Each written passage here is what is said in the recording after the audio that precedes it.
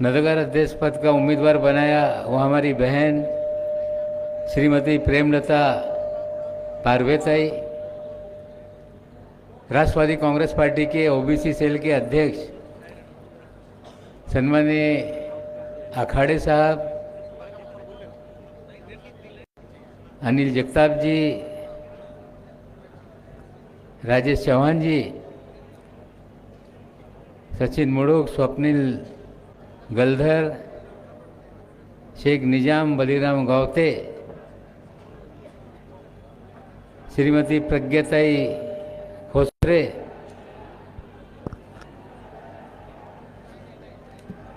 माजी नगर सेवक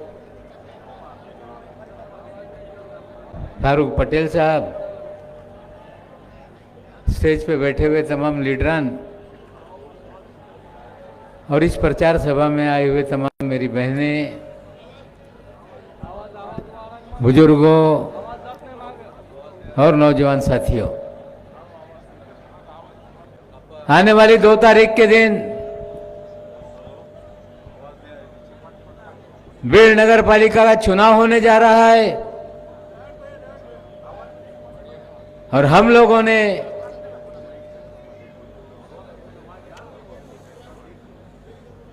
श्रीमती प्रेमलता पारवेताई को नगर अध्यक्ष पद का उम्मीदवार बनाने का काम किया है। साथ में नीचे नगर सेवक पद के उम्मीदवार हैं और हम लोग आपसे अपील करने के लिए आए हैं कि 2 तारीख के दिन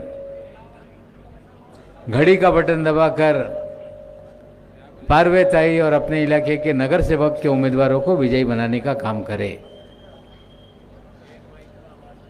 इस बार का बीड़ नगर पालिका का चुनाव अलग तरीके से होने जा रहा है। आज तक हेलो एक विशेष परिवार के लोगों के लिए हम लोगों ने वोट डालने का काम किया। पहली बार एक अलग तरह का चुनाव हो रहा है। ये चुनाव कोई देश की राजनीति बदलने का चुनाव नहीं, ये चुनाव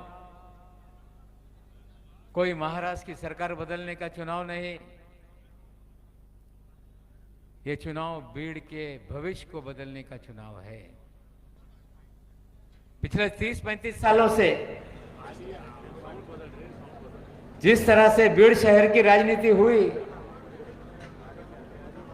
एक अलग तरह से लोगों को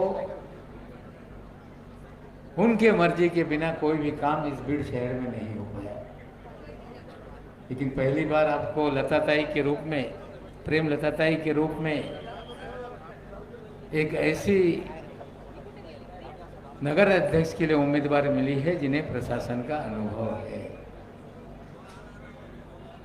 जो डिप्टी कलेक्टर रह चुके हैं, डिप्टी नायब तहसीलदार रह चुके हैं,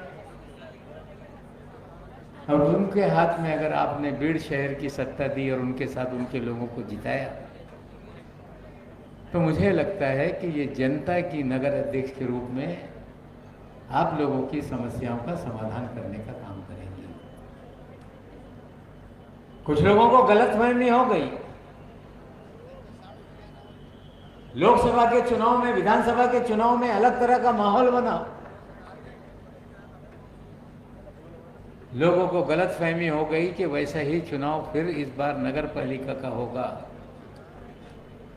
हम लोग पूरे महाराष्ट्र में घूम रहे हैं। 2 दिन में नांदेड़ जिले में था, परभनी में था, आज बीड़ में हूँ।